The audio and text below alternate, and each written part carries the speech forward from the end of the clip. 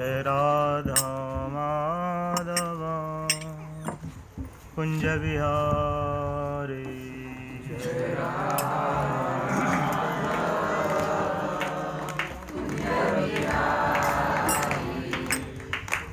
जय जय राधा माधव कुंज बिहारी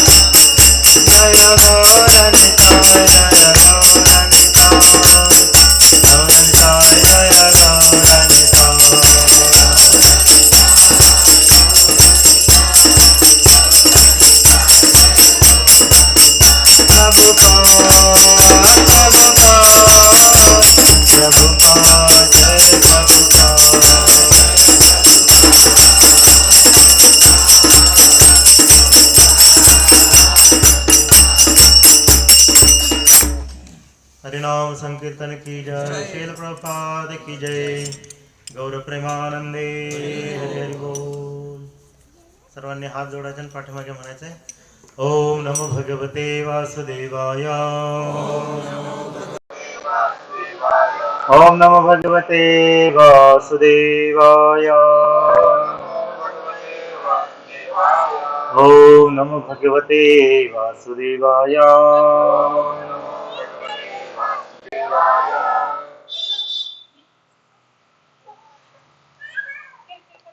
तर आज आपण भगवद्गीता जशी आहे तशी अध्याय क्रमांक 1 श्लोक संख्या पाहणार आहोत 15. पांचजन्य ऋषिकेशो. हा सर्वांना म्हणाले ते हा तर म्हणायचं पांचजन्य ऋषिकेशो देवदत्त धनंजय पौंड्रम दधो महाशंखः भीमकर्मा वृकोदरः. पांचजन्य ऋषिकेशो देवदत्त धनंजयः पौंड्रम दद्मो महाशंखः भीमकर्मा वृकोदरः. पांचजन्य ऋषिकेशो देवदत्त धनंजयः पौंड्रम दद्मो महाशंखम् भीमकर्मा वृकोदरः. भाषांतर तात्पर्य कृष्ण कृपा मूर्ती अभय शरणारविंद भक्तिवेदांत स्वामी शिल प्रभुपाद यांच्याद्वारे शिल प्रभुपाद की जय. भाषांतर. भगवान श्रीकृष्णांनी आपला पांचजन्य नावाचा शंख वाजविला. त्याला इको बंद करा. अर्जुनाने त्याचा देवदत्त नामक शंख वाजविला आणि अति दुष्कर कार्य करणाऱ्या वृकोदर भीमाने आवाज थोडा वाढव आपला पौंड्र नामक शंख वाजवला. भगवान श्रीकृष्ण यांचा या श्लोकामध्ये ऋषिकेश म्हणून उल्लेख करण्यात आलेला आहे, कारण ते समस्त इंद्रियांचे स्वामी आहेत. जीव त्यांचे अंश आणि म्हणून जीवांची इंद्रिये सुद्धा त्यांच्या इंद्रियांची अंशरूपे आहेत.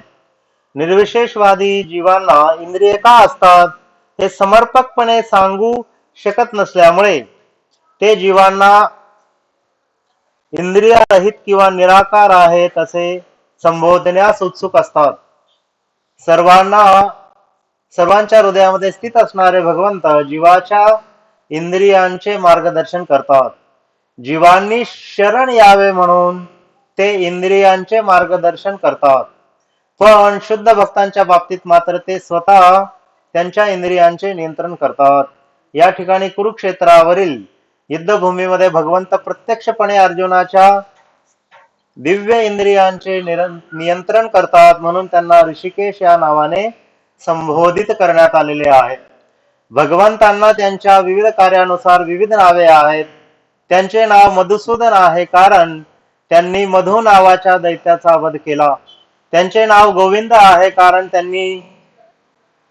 ते गायींना आणि इंद्रियांना आनंद देतात. त्यांचे नाव वासुदेव आहे, कारण ते वसुदेवाचे पुत्र म्हणून अवतरित झाले. त्यांचे नाव देवकीनंदन आहे, कारण त्यांची माता देवकी आहे. त्यांचे नाव यशोदानंदन आहे, कारण त्यांनी वृंदावनातील आपल्या बाललीला यशोदा माते बरोबर केल्या. त्यांचे नाव पारसारथी आहे, कारण आपला मित्र अर्जुन याचे सारथी म्हणून ते कार्य केले. तसेच कुरुक्षेत्रावरील युद्धभूमीमध्ये अर्जुनाला मार्गदर्शन केले, म्हणून त्यांचे नाव ऋषिकेश पडले. या श्लोकामध्ये अर्जुनाचा उल्लेख धनंजय म्हणून करण्यात आलेला आहे, कारण विविध प्रकारच्या यागांनी त्यांच्या थोरल्या भावाला जेव्हा धनसंपत्तीची आवश्यकता होती तेव्हा त्याने धन एकत्रित केले.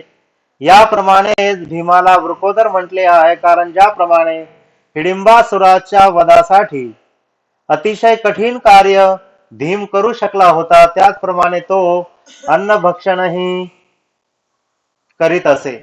म्हणून पांडव पक्षातील आरंभी भगवंतांनी वाजवलेल्या आणि नंतर इतर व्यक्तींनी विविध प्रकारच्या शंखाद्वारे उत्पन्न केलेल्या ध्वनींमुळे सर्व सैनिकांमध्ये युद्धासाठी उत्सुकता निर्माण झाली. विरुद्ध पक्षामध्ये महत्वपूर्ण असे काहीच नव्हते. त्या ठिकाणी परम मार्गदर्शक भगवान श्रीकृष्ण नव्हते की लक्ष्मी देवीही नव्हती. म्हणून युद्धामध्ये त्यांची हार निश्चित होती आणि शंखध्वनींनी हा संदेश घोषित केला आहे. ओम अज्ञानतिमिरन्धस्य ज्ञानाञ्जनशलाकया चक्षुरुन्मिलितं येन तस्मै श्री गुरुवे नमः. हरे कृष्ण. तर सर्वांचं या सत्संग कार्यक्रमामध्ये स्वागत आहे. तर विशेष करून भरपूर वर्षानंतर, हा जवळजवळ 7-8 वर्ष झाली असतील,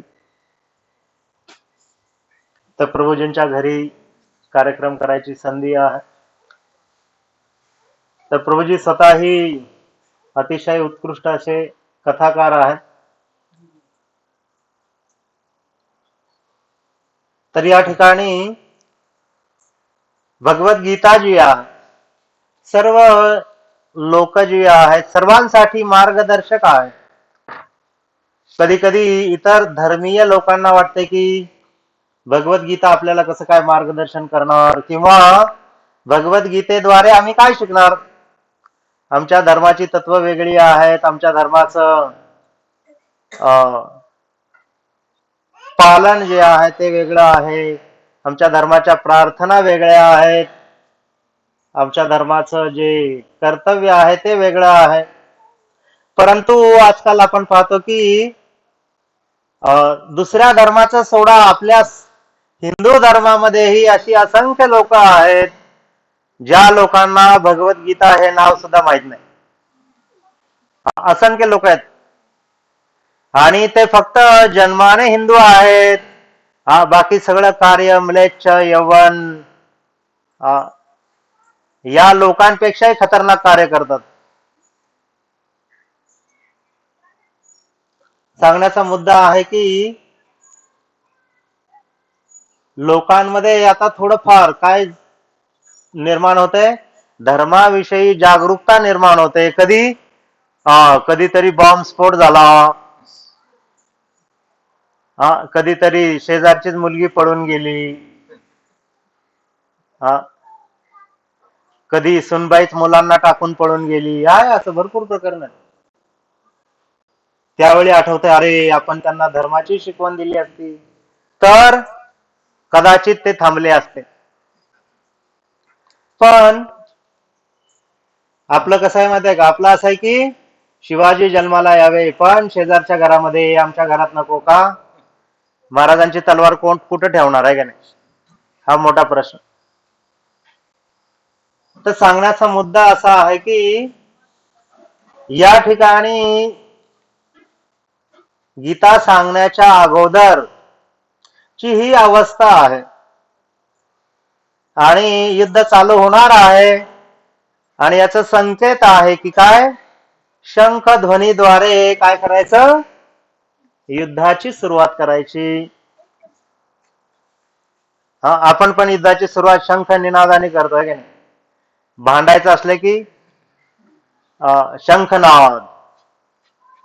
तर एक अमेरिकन तत्वज्ञानी व्यक्ती आहे, तो म्हणतो की समोरासमोर लोक भांडतायत, बरोबर आहे, कसे भांडतायत, समोरासमोर एकदम जवळ आहेत आणि मोठमोठ्याने ओरडतायत. तू असाच आहे, तू तसाच आहे, तू हे ते हे की नाही, आणि एकदम जवळ आहेत.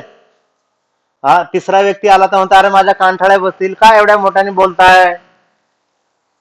तर त्यांचं मन जे आहे ते एवढं लांब आहे म्हणे, एकमेकांचं मन एवढ्या दूर गेलेलं आहे की त्यांना म्हणे ओरडल्याशिवाय ऐकू येत नाही. आणि कधी कधी व्यक्ती खूप लांब आहे, अमेरिकेमध्ये आहे, आफ्रिकेमध्ये आहे, दुसऱ्या देशामध्ये आहे, पण तुम्हाला फोन करून एकदम प्रेमाने विचारतोय की नाही. मग प्रेमाने विचारताना म्हणणार का, ए कुठे तू, कसं विचारणार, एकदम हळू शब्दामध्ये, कसं हृदयाला आल्हाद देणारे शब्द बोलणार आहे की नाही. का शिव्या घालणार त्याला, भक्त शिव्या घालत नाहीत मला, पण पहा म्हणजे सिच्युएशन कशी आहे, दोन व्यक्ती आहेत, समोरासमोर आहेत, भांडतायत आणि एवढ्या मोठमोठ्या भांडतायत, आणि दोन दूरचे व्यक्ती आहेत, कारण त्यांची मनं कशी आहेत, जवळ आहे.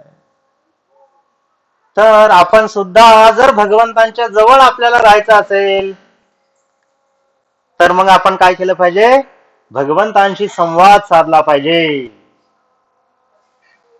परंतु आजकाल आपण पाहतो की या जगामध्ये लोक देवाकडे जातात आणि करोना नंतर त्यांची संख्या एवढी वाढलेली आहे देवाकडे जायची. तुम्ही पंढरीच्या वारीला गेले ना, रस्त्याने मध्ये दिसणार, अरे 5, 50, 100 पत्राळ्या पडलेल्या आहेत, प्लॅस्टिकचे ग्लास असे इकडून तिकडे चाललेले आहेत.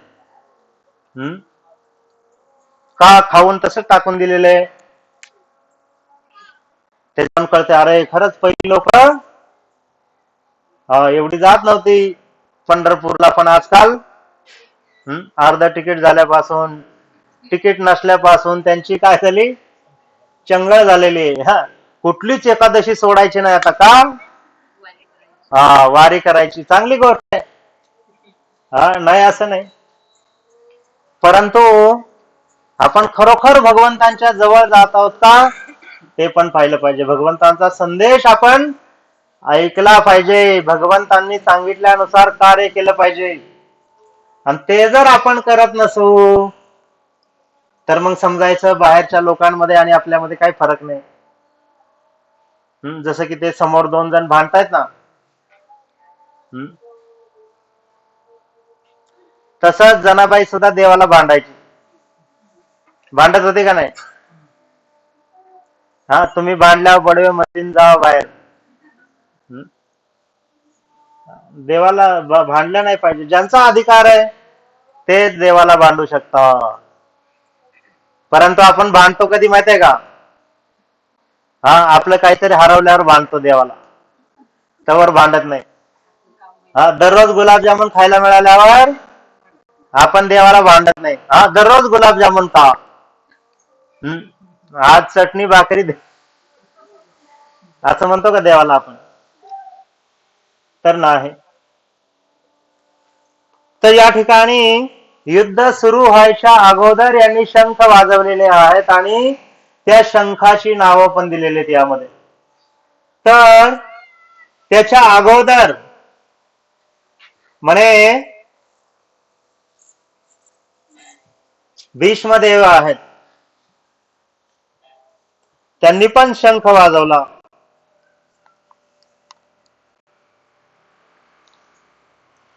तस्य संजन हर्षः कुरु वृद्धा पितामह. तर या ठिकाणी फक्त पितामह जे आहेत, त्यानंतर गुरु द्रोणाचार्य आहेत आणि वरिष्ठ कुरु जे आहेत त्यांनी शंख वाजवला एवढंच दिले, त्यांची नावं नाही दिली. तर या ठिकाणी ते लिहितात की कुरुवंशातील पितामह आपल्या पौत्र दुर्योधन याच्या अंतःकरणातील भावना समजून अगोदरच शंख वाजवले.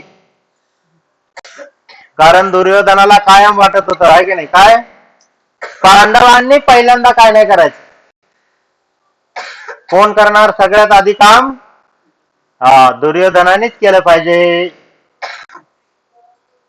ते कधीपासून चालू झालं माहितीये का? पांडवांचा जन्म आधी झाला म्हणून जी कौरवांची आई होती तिने पोटावर स्वतःच्याच बुक्की मारली. का?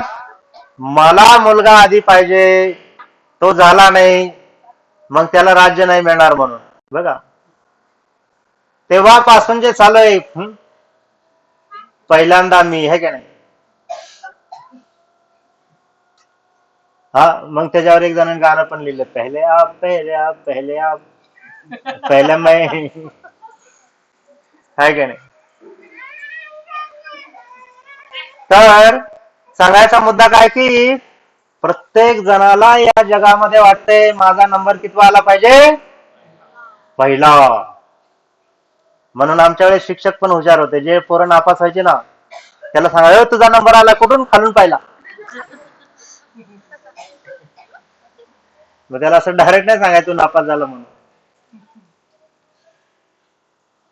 तर ज्यावेळी भीष्मदेवांनी शंख वाजवले त्यावेळी म्हणे पांडव जी सेना आहे त्यांना काही फरक नाही पडला. परंतु ज्यावेळी यांनी शंख वाजवले, कोणी? भगवंतांनी, पांचजन्य ऋषी केशव. भगवंतांच्या शंखाचं नाव काय आहे? पांचजन्य. आणि भगवंतांचं नाव काय दिलेलं आहे? ऋषिकेश. मग त्याचं वर्णन केलेलं आहे यामध्ये, त्यांना ऋषिकेश का म्हटलेलं आहे ते आपण जरा थोड्या वेळाने बघू. त्याच्या अगोदर म्हणे की देवदत्त धनंजय. धनंजयाचा जो शंख आहे त्याचं नाव काय आहे? देवदत्त. तर या ठिकाणी ते म्हणे की हा जो देवदत्त शंख आहे, हा शंख भगवंतांनी अर्जुनाला पुरस्कार म्हणून दिला होता, गिफ्ट. त्यानंतर पौंड्रम दद्मो महाशंख. तर पौंड्र नावाचा शंख सुद्धा भगवंतांनी कोणाला दिला? भीमाला दिला. तर श्रीमद भागवताच्या दशम स्कंदामध्ये या पौंड्र जो आहे, पौंड्रक त्याचं नाव आहे. आणि हा पौंड्रक जो आहे तो द्वारकेच्या बाजूला त्याचं राज्य होतं. आणि हा पौंड्रक त्याने काय केलं, एकदा म्हणे भगवान श्रीकृष्णांना पत्र लिहिलं एकदम जोश मध्ये, म्हणे की हे वासुदेवा, तू खरा वासुदेव नाहीस. हा खरा वासुदेव मी आहे म्हणे. का तर तो दररोज मेकअप करायचा. कोण? हा पौंड्रक. हा आजकालच्या महिला मंडळी एवढं करू शकत नाहीत. एवढा मेकअप तो करायचा. काय? तो दररोज स्वतःच्या शरीराला निळं करून घ्यायचा. त्यानंतर पितांबर वस्त्र धारण करायचा. गळ्यामध्ये वैजंती माळा घालायचा. श्रीवत्स चिन्ह धारण करायचा. त्यानंतर एक बासरी घ्यायचा. नंतर मोरपीस, डोक्यावर मोठा मुकुट, आणि आपल्या राज्यातल्या सर्व लोकांना सांगायचा खरा कृष्ण मी आहे. बघा. आणि परत हा 2 हाताचे 4 हात पण करून घ्यायचा. हा तुम्ही एवढं करणार आहेत का? हा नाही करत.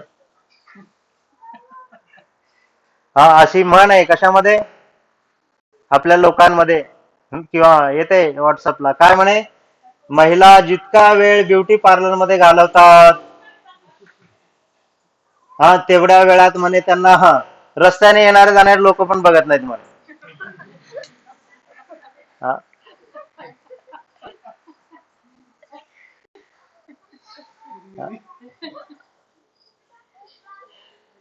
तर सांगण्याचा मुद्दा हा आहे की हा पौंड्रक जो आहे तो असा दररोज करायचा. मग एक दिवशी त्याची डेअरिंग झाली तेवढं करताना, की काय आता देवालाच पत्र लिहू म्हणे. लय झाला आता. मग म्हणे की हे श्रीकृष्णा, तू म्हणे हातात जे सुदर्शन दिलेलं आहे तुझ्याकडे ते म्हणे थर्माकोलचे. नंतर तुमच्याकडे जे तलवार आहे ती पण थर्माकोलची म्हणे. म्हणजे म्हणण्याचा उद्देश असा की ते काय नुसतं शोभेला ठेवलेलं आहे का? त्याचा कधीतरी वापर कर. नंतर म्हणे काय कर म्हणे, माझ्याशी युद्ध करण्यासाठी तयार हो. बघा इथपर्यंत डेअरिंग बघा किती जोपर्यंत. हा मग भगवंत सभेमध्येच पत्र वाचायचे त्यांच्या सुधर्मा सभेमध्ये. आणि वाचल्यानंतर भगवंत हसायला लागले. हा भगवंतांबरोबर सगळे जे राजमंडळी आहेत, भगवंतांचे प्रधान, हा भगवंतांचे मंत्री, भगवंतांचे इतकंच काय तर भगवंतांचा जो सारथी होता हा तो सुद्धा हसायला लागला. तर भगवंतांनी काय केलं? थोडं दुर्लक्ष केलं. हा कधी कधी होत आहे ना, काय एखादा व्यक्ती आपल्याशी भांडायला येतो, पण आपण म्हणतो क्या इसके मुंह लगने का, आहे का नाही? हा त्याच्याबरोबर भांडून आपली जे उरली सुरलेली काय आहे म्हणतात ना, ती शाबूत ठेवा, ह्याच्यावर कशाला भांडायचं, आहे की नाही? तर मग भगवंत मला म्हणले अरे याच्यावर कशाला भांडायचं. पत्र दिलं दुसऱ्यांदा म्हणे दूतच पाठवला. बघा डेअरिंग.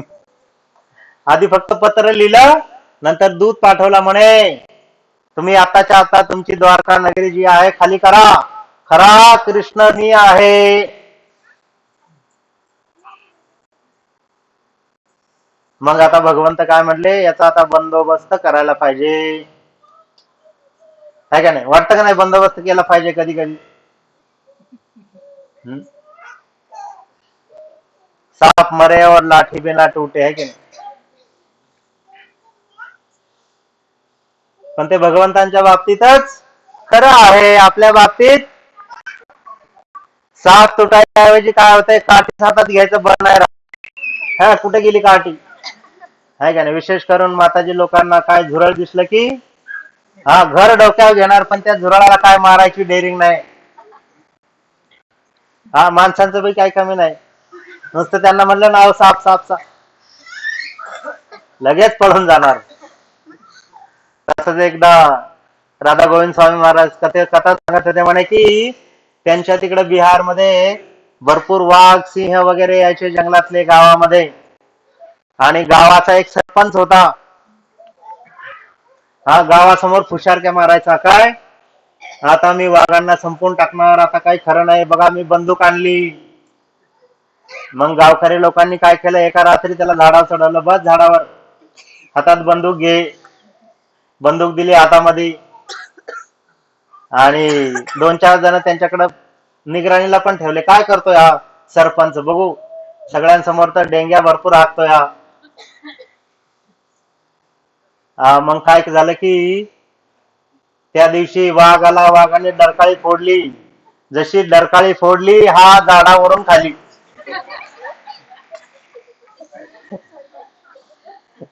राधा गोविंद महाराज सांगतात कथा. म्हणजे लोक जी आहेत एकदम फुशारक्या करण्यामध्ये जगाच्या पुढे असतात, पण त्यांना काही कामं सांगितली लगेच माग. तर हा पौंड्रक जो आहे त्याने दूध पाठवला आणि लगेच भगवंत काय केले, त्याच्या तिकडे गेले युद्ध करण्यासाठी. युद्ध करण्यासाठी गेल्यावर काय झालं की भगवंतांनी आधी त्याचे जे 2 नकली हात होते ते कापून टाकले. तरी पण तो म्हणायला लागला, का त्यांनी पण गीता पाठ केली होती, तो पण असा कच्चा थोडी होता पौंड्रक. असं म्हटलं जातं की जे असुर लोक आहेत त्यांना तत्वज्ञान एवढं भारी माहित असतंय ना, ते भक्तांना पण कधी कधी माहित नसते. मग तो सांगायला लागला, काय इदम सुदूरदर्शनम, म्हणे की भगवंतांचं जे द्विभुज रूप आहे ते देवी देवतांना सुद्धा काय आहे, दुर्लभ आहे. बघा, म्हणे तू माझे 2 हात कापून टाकले, काय नाही हरकत नाही, काय असंच 2 हाताचा राहतो मी, तरी पण कृष्ण मीच आहे म्हणे. बघा, त्यानंतर भगवंतांनी काय केलं, युद्धामध्ये त्याचे सर्व सैनिक मारून टाकले. आणि शेवटी भगवंतांना जसं म्हणला होता, तुझे सुदर्शन काय आहे, शोभेची वस्तू म्हणून ठेवलंय का, भगवंतांनी सुदर्शन घेतलं आणि त्या पौंड्रकचं काय केलं, जे गळा आहे कापून टाकला. सरतन से जुदा है की नाही. आणि मग त्या पौंड्रकच्या डोक्यावर शंख होता, शंख, त्याचं नाव होतं पौंड्र. तर तो शंख घेतला आणि बलरामजींना दिला.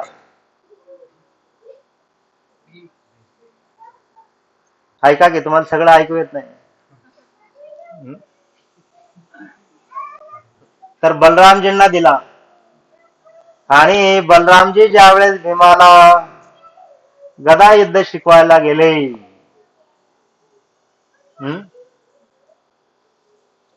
कोणाचे शिष्य आहेत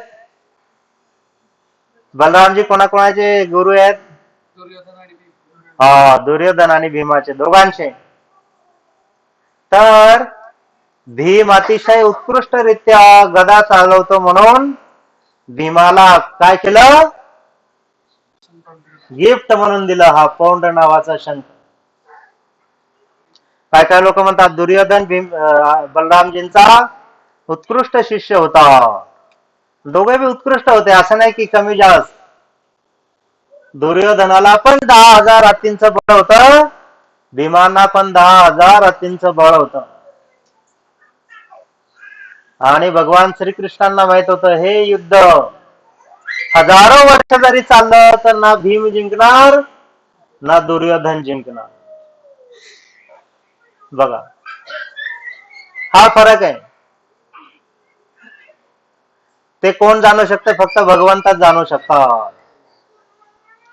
मग हा भीमाला शंख दिल्यानंतर म्हणे की तो शंख भीम घेऊन कुठं वाजवले, कुरुक्षेत्रामध्ये युद्ध होण्याच्या अगोदर. आणि या ठिकाणी म्हणे भीमाचं अजून एक नाव दिलेलं आहे, वृकोदरः. आपण बी त्यापेक्षा काही कमी नाही भीमापेक्षा. फक्त आपण काय करतो, डॉक्टरांनी सांगितलंय म्हणून दर 2 तासांनी खातो. आणि भीम काय करायचे, भीमाला कधी कधी रात्री भूक लागली, रात्री बर का, कधी रात्री भूक लागली तर रात्री स्वतः स्वयंपाक करून खायचे. आपण एवढं करत नाही. करतो का, रात्री 12 वाजता भूक लागली आणि आता करून खातो.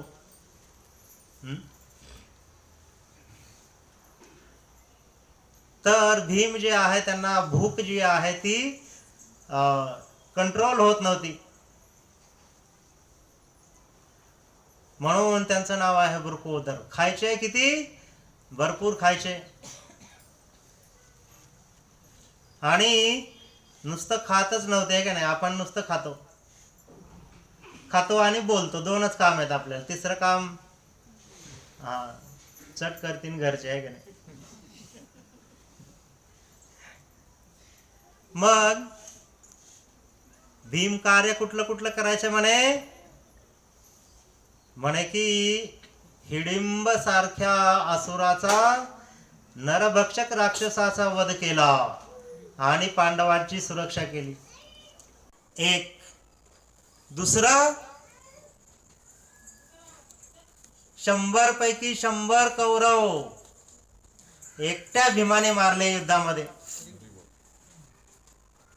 मारले का नाही. म्हणून ना अर्जुनाने कौरव मारले, ना युधिष्ठिर महाराजांनी, ना नकुलनी, ना सहदेवनी. कोणी मारले, एकट्या भीमाने. तर हे आपल्याला शास्त्र माहित असलं पाहिजे.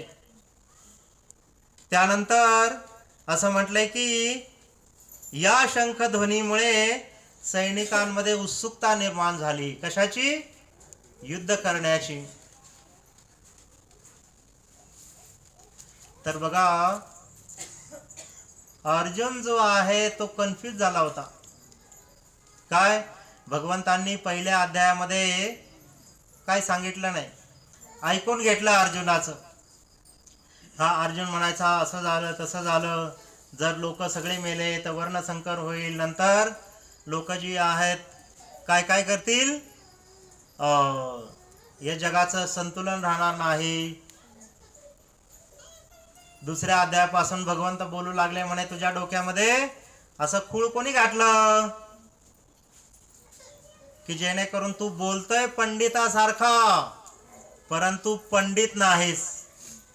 काय काय लोक असतात, काय करतात, पंडितासारखं बोलतात, एकदम पटाईत. श्लोक बोलताना पण धर्मक्षेत्रे कुरुक्षेत्रे समवेता युत्सवा मामका पांडवा चैव किम करोत संजय. गीता अशी बोलणार लोकांना वाटतं, अरे वाह क्या बात है. याच्यासारखी गीता कोणाला पाठ नाही. पण काम सगळं गीतेच्या उलट करणार. म्हणून आपल्या मराठीमध्ये एक म्हण आहे, परमपूज्य लोकनाथ स्वामी महाराज सांगतात, काय, लोका सांगे ब्रह्मज्ञान, आणि त्याच्या पुढे आपण स्वतः कोरडे पाषाण. असं आहे काय काय लोकांचं. मग भीम तसे नव्हते बरं का. पण अर्जुन काय झालं, कन्फ्युज झाले. नंतर भगवंतांनी दुसऱ्याच अध्यायामध्ये अर्जुनाला सांगितलं, काय म्हणे की हे अर्जुना, उठ आणि युद्ध कर. युद्धस्य विगत ज्वर. विगत ज्वर म्हणजे तुझ्यामध्ये जेवढी शक्ती आहे तेवढे एकवटून तू काय कर, युद्ध कर. तिसऱ्या अध्यायामध्ये सांगितलं कर्म कर्म विकर्म. नंतर ज्ञान मिश्रित कर्म. नंतर अशा भरपूर गोष्टी सांगितल्या. मग कर्म करायचं, ध्यान करायचं, ज्ञान अर्जित करायचं, काय युद्ध करायचं. आता कन्फ्युजन झालंय.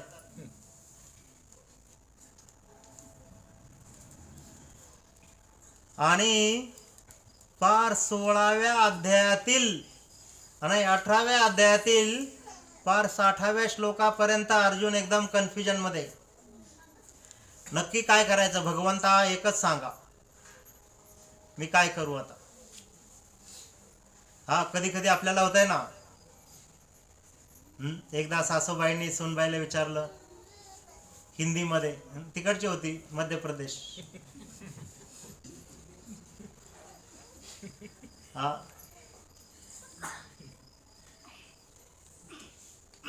आपको किचन में क्या क्या आता है. तो ती काय म्हणली, सासू माँ देखो जब मैं किचन में पहला कदम रखती हूँ मुझे चक्कर आता है, मेरा सर घूमने लगता है, हाँ मुझे दिल में कुछ कुछ होता है.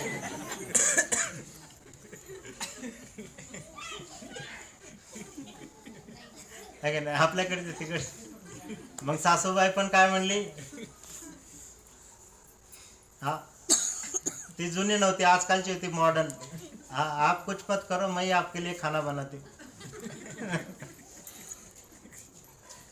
है की नाही. हा आजकाल आपल्याकडे पण असं व्हायला लागलंय थोडं थोडं. काळजी करू नको, तुला डबा बनवून मीच देते, तू जॉबला जा. आहे का. पहिलं तसं नव्हतं. तर एवढं सर्व सांगितलं अर्जुनाला. अर्जुन कन्फ्यूज झाला, काय करायचं. नंतर भगवंत म्हणले, हे 2 तास 1.5 तास मी वाया घालवले.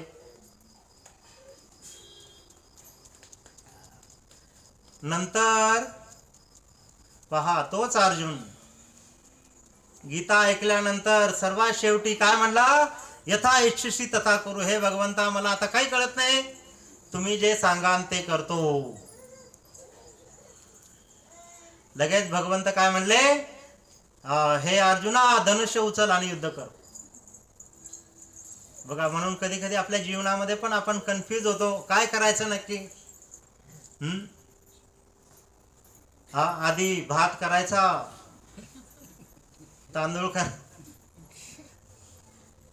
डाळ शिजवायची, चपाती करायची,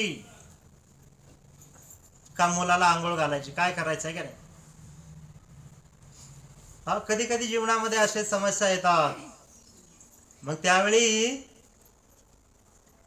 काय केलं पाहिजे, आपण एक्सपर्ट काय सांगतात ते ऐकलं पाहिजे. हा मग कोण कोण सांगते, चला डाळ आधी लावा, भात लावा, हा भाजी कापून ठेवा, मुलाला आंघोळ घाला, मग भाजी बनवा आणि मुलाला पाठवून द्या. आजकालचं उदाहरण सांगावं लागतंय, नाही तर लोकांना समजत नाही. मग तसंच अर्जुनाला सांगितलं काय, तू आता युद्ध कर.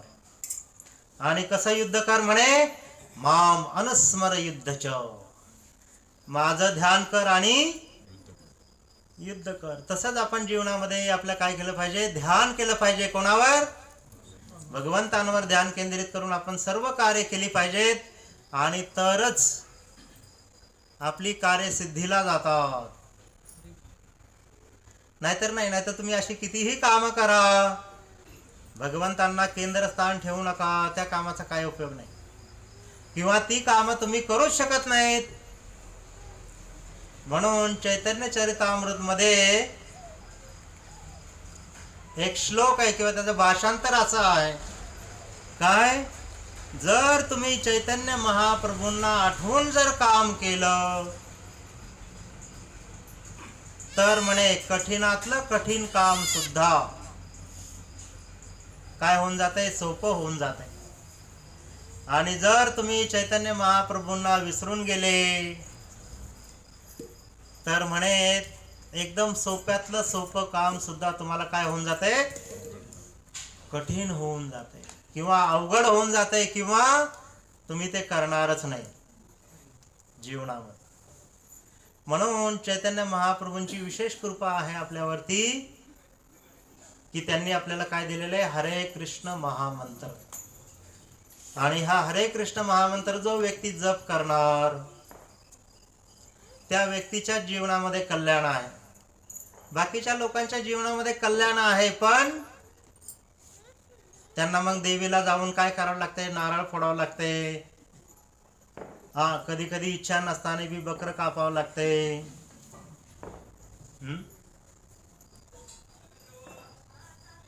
आणि ते करून बी उपयोग नाही. तिथं जाऊन परत नैवेद्य ठेवायला जावं लागते, आहे की नाही? म्हणून मीराबाई होती, मीराबाई तिने पाहिलं, आपल्या वडिलांना विचारलं, एवढे सगळे बकरे कशाला आणले? म्हणे नाही म्हणे, आता तुझं लग्न करणार आहे आम्ही, आणि लग्नामध्ये 1 आणि 2 शिवाय कार्यक्रम होत नाही. लोकांना मांस खायला घातलं पाहिजे. मग मीरा म्हणली, एवढ्या लोकांना जर एवढ्या जनावरांना मारायचं असेल तर मग मी लग्न करणार नाही. बघा, आणि अशी भगवंतांची भक्त झाली मीराबाई. तिचं गुणगान अख्खं जग गात आहे का नाही? पण कष्ट सहन करावं लागतंय. मग मीराबाई सारखा असेल, जनाबाई सारखा असेल, तुकाराम महाराजांसारखा असेल,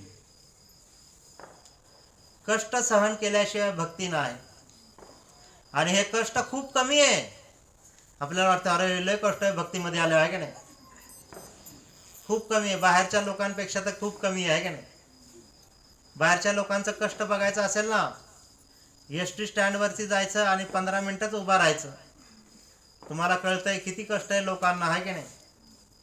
अर्ध्या तिकीटचा फायदा घेण्यासाठी अर्धा तास एसटीची वाट बघायची, नंतर पळायचं एसटीच्या मागे.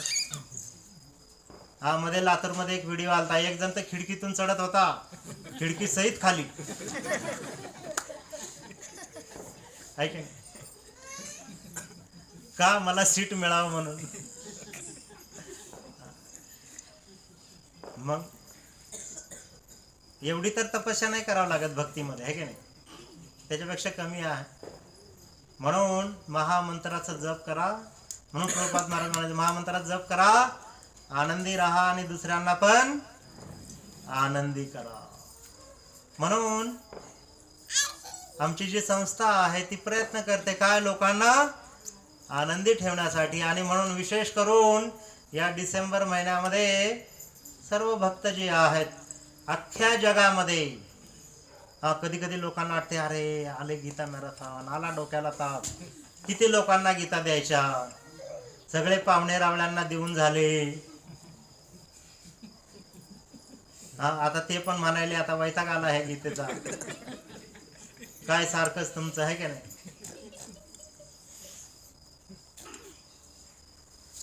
असा आपण खाताना विचार करतो का काय सारखंच चपाती खायची दररोज?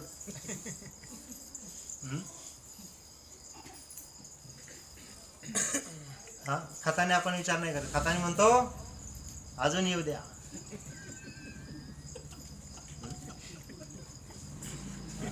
हाय काय करायचे नाही. पाहुण्याच्या घरी गेल्यावर तर आमचे प्रभूजी होते, ते काय म्हणायचे माहिती आहे का? आपलं काही हो म्हणे, त्याची जिरवायची. म्हणून एकदा प्रभूजींनी वास्तुशांती होती, आपल्या गोष्टी सांगताना थोडं त्रास होते, माझी नाही दुसरे प्रभूजी होते, तर त्यांनी वास्तुशांती होती एका भक्तांच्या घरी, आणि ते म्हणले किती 5-50 लोक येतील म्हणून काय केलं, 10 किलो जिलेबी आणली. प्रभूजींनी एकट्यानेच 5 किलो खाल्ली.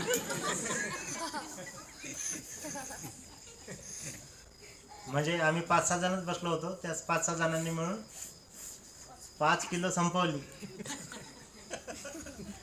ते म्हणायचे काय आपलं काही हो म्हणे.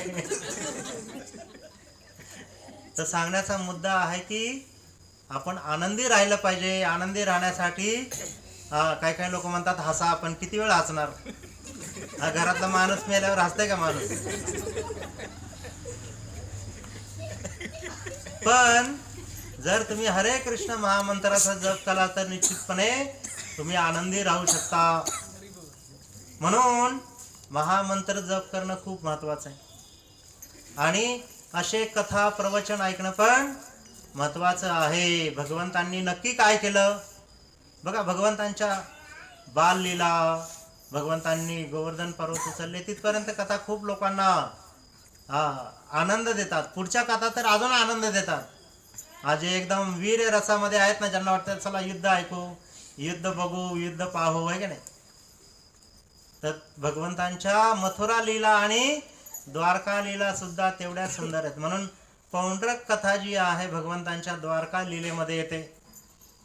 त्याचं जे डिस्क्रिप्शन वाचलं ना, खूप आपण सुद्धा हसतो, अरे यांनी काय पत्र लिहिले म्हणे भगवंतांना. भगवंतांना पत्र जे लिहिले त्यापैकी दोन महत्वाचे, एक रुक्मिणी मातेने लिहिलेलं पत्र आणि एक पौंड्रकने लिहिलेलं पत्र आहे. आणि दुसरं एक पत्र लिहिलं होतं कोणी, पांडवांनी भगवंतांना, की आता युद्धजन्य परिस्थिती आहे या. तर यावरून आपण भगवंतांची विशेष कृपा कशी आहे अर्जुनावरती, पांडवांवरती ते पाहू शकतो. हरे कृष्ण कृष्ण कृष्ण हरे हरे, हरे राम राम राम हरे हरे. अरे वा, सूचना आली 8:15 म्हणजे किती मिनिटं आहेत अजून? अख्खे 10 मिनिटं मिळालेले आहेत. हरी बोल. तर थांबवायचं का घ्यायचं? आमच्या भक्तांना विचारलं पाहिजे. तर मी सांगत होतो की भगवंत जे आहेत भक्तांवर कृपा करतात. मग कधी कधी आपल्याला वाटतंय माझ्यावरच विसरले काय ना भगवंत कृपा करायला का.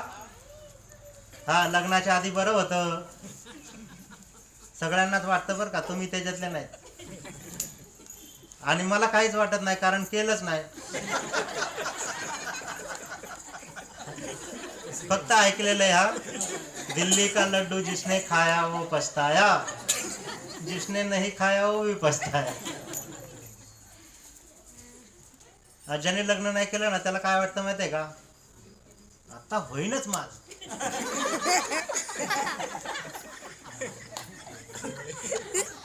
आणि ज्याचं झालंय ना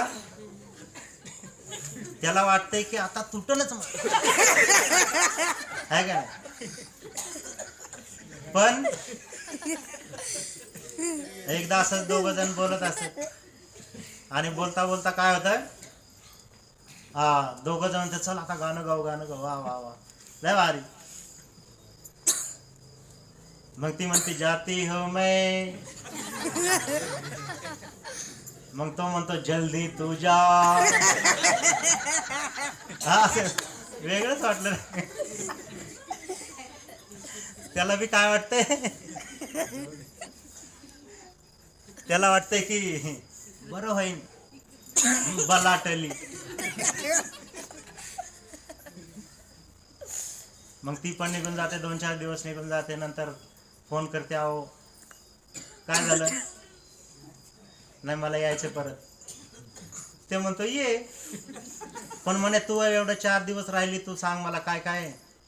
तो आई बापाला काय सांगितलं, हे सांगितलं ते सांगितलं, काय झालं. नाही म्हणले बघा मी खरं सांगते बरं का, आता तुम्हाला तुमच्यापासून काय लपवायचं आता. म्हणले गेल्या गेल्या आई बरं भांडली मी. नंतर संध्याकाळी वडील आले, त्यांच्याबरोबर भांडली. नंतर दुसऱ्या दिवशी भाऊजाई आली, तिच्याबरोबर भांडली. नंतर भाऊजाईनी भावाला काय सांगितलं, त्याच्याबरोबर पण भांडली संध्याकाळी. पण म्हणे तुमच्या बरोबर भांडायची जी मजा आहे ना कुठंच येत नाही म्हणे. म्हणून मी परत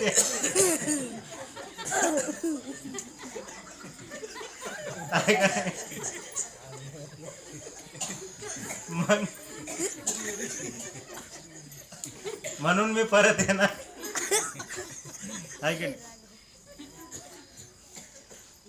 तसंच भगवंत जे आहेत आणि भक्त जे आहेत त्यांच्यामधलं सुद्धा जे भांडण असतंय ना हा असंच असतंय. जनाबाई उगाच ना ते भांडत देवाला. तेवढी भक्ती होती, तेवढा अधिकार होता आणि तेवढं भगवंतांवरती प्रेम आहे तरच भांडते. आता अर्जुन का भांडतोय? अर्जुन भगवंतांना म्हणे असं होईल, तसं होईल, हे होईल, ते होईल. आणि भगवंत पण त्यांना म्हणतात, अहो तुमच्या कुळामध्ये काय ठरवलंय का तुम्ही लोकांनी सगळ्यांनी? काय सगळ्यांनी एक एक प्रतिज्ञा घेतली म्हणे. काय काय प्रतिज्ञा घेतली? भीमाने घेतली म्हणे, हा दुर्योधनाची जंगा तोडीन म्हणे. नंतर दुःशासनाची छाती फाडून त्याचं रक्त पिईन. त्यानंतर म्हणे की अर्जुना तू पण एक प्रतिज्ञा घेतली. काय? जरासंधाचा वध करेन रात्रीपर्यंत, उद्या संध्याकाळपर्यंत, नाही तर मी स्वतः जीव देईन. त्यानंतर नकुल सहदेवांनी पण प्रतिज्ञा केली. काय? हा शकुनी मामाचं काय खरं नाही आता.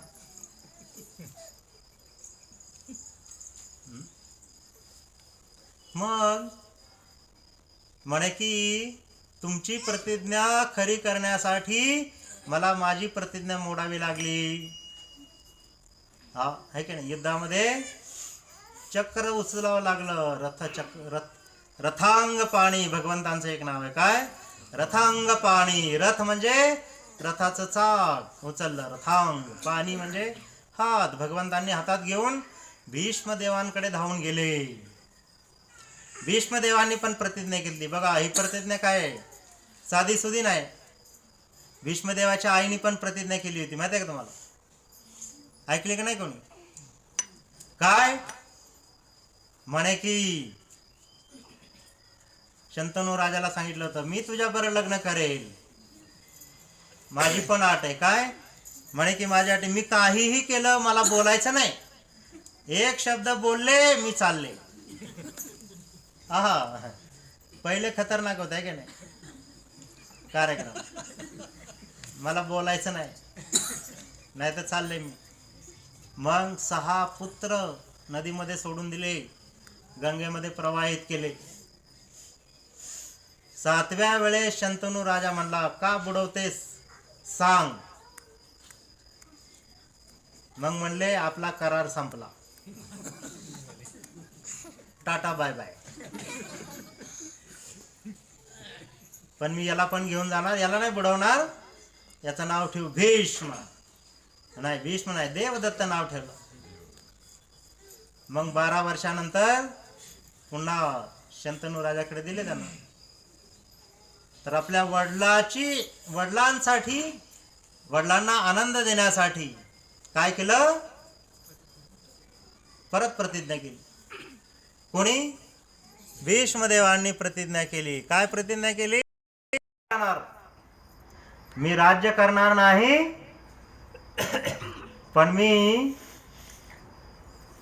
जोपर्यंत कौरवांचं जोपर्यंत हा कुरुवंश जो आहे, हा कुरुवंश कोणाचा आहे? कौरव आणि पांडव दोघांचा आहे.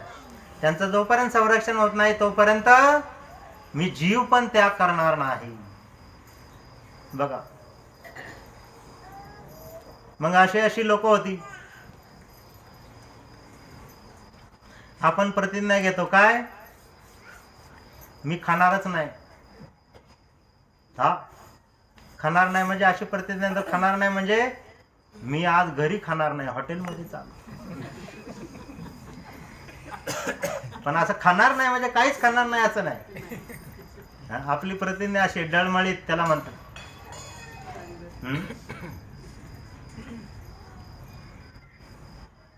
तर मग त्यांनी भीष्मदेवांनी प्रतिज्ञा केली. नंतर जीवन तसंच घालवलं. हा युद्ध करायचे, प्रत्येक वेळी जिंकून यायचे. फक्त ते एकच युद्ध हारले. म्हणजे कुठलं?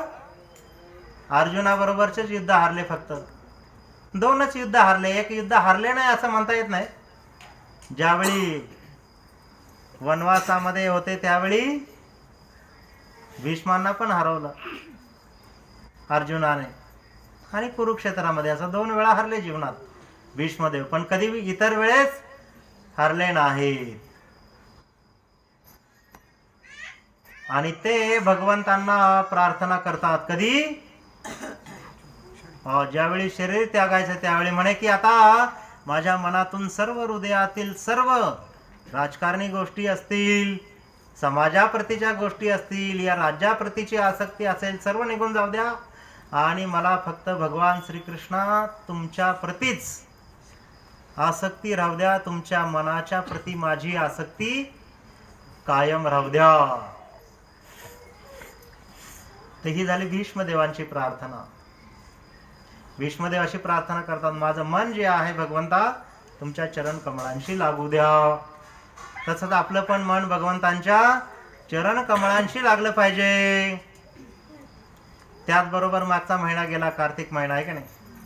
त्या कार्तिक महिन्यामध्ये ज्यावेळी भगवंत दोन यमलार्जुन वृक्ष जे आहेत ते त्यांचं ज्यावेळी झाड ते पाडतात, दोन्ही झाडं, त्यावेळी नलकुवर आणि मणिग्रीव जे आहेत ते सुद्धा भगवंतांना प्रार्थना करतात. त्यामध्ये प्रार्थना करतात, हे भगवंता आता बाद झालं. वाणी गुणानुकथनम श्रवणौ कथायाम. म्हणे भगवंता आजपासून आम्ही कायम शेजारच्यांना असं म्हणले का, वाणी गुणानुकथनम. ते म्हणे की भगवंता आजपासून आमच्या तोंडातून जे काही शब्द निघतील ते तुमचं गुणगान असेल. आमच्या हाताने जी काही सेवा करेल ते तुमच्यासाठी असेल. आमचे चरण सुद्धा तुमच्या धामाकडे चालत येतील. आम्ही जे काही कार्य करू, जे काही करू ते भगवंता तुमच्यासाठी असेल. म्हणून आपण पण जीवनामध्ये ठरवलं पाहिजे, काय आम्ही जे काही कार्य करणार, जे काही गोष्टी करणार, जे काही करणार ते कोणासाठी असलं पाहिजे? भगवंतांसाठीच असलं पाहिजे. मग आपण जी नोकरी करतो, आपण जे कार्य करतो, आपण जे स्वयंपाक करतो, आपण ज्या काही गोष्टी करतो, आपण लहान मुलांना सांभाळतो, त्या सर्व गोष्टी आपण काय केल्या पाहिजेत? भगवंतांसाठीच केल्या पाहिजेत, किंवा ते भगवंतांचं कार्य आहे असं म्हणून केलं पाहिजे. नाही तर असं नाही, मुलाला भूक लागली ते ओरडते, ओरडू दे का, माझा जप राहिलाय, असं म्हणून नाही. प्रभुपाद म्हणायचे, असं नव्हते म्हणत की म्हणाय की ज्यावेळी मूल झोपते त्यावेळेस तुम्ही जप करा. म्हणजे सिद्धांत काय असला पाहिजे? भगवंतांची भक्ती करणं तर सिद्धांत आहेच, पण त्याबरोबर आपली कर्तव्य पण विसरली नाही पाहिजेत. म्हणून अर्जुनाला भगवंत आठवण करून देतात, काय? युद्धस्य विगत ज्वरः. एकदम जोशामध्ये करून युद्ध कर आणि काय कर म्हणे, मला स्मरण करून युद्ध कर. हा गीतेचा मुख्य उद्देश आहे. आणि ते केल्यानंतर आपण भगवंतांचे खरे भक्त म्हणून काय करू शकतो? या जगामध्ये प्रसिद्धी मिळवू शकतो. लोकांनी म्हटलं पाहिजे, वा खरंच हे चांगलं करत आहेत. नाही तर तोंडा म्हणणार, लय चांगलं चाललंय तुमचं, आहे का नाही. माग म्हणणार, कसं आहे आम्हाला माहिती, आहे का नाही. तर असं नसलं पाहिजे. कसं असलं पाहिजे? युधिष्ठिर महाराज, अर्जुन यांच्यासारखं असलं पाहिजे.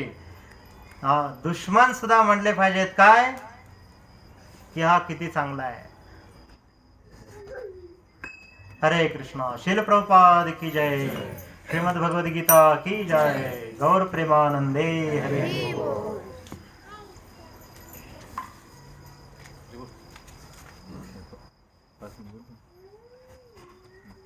रोज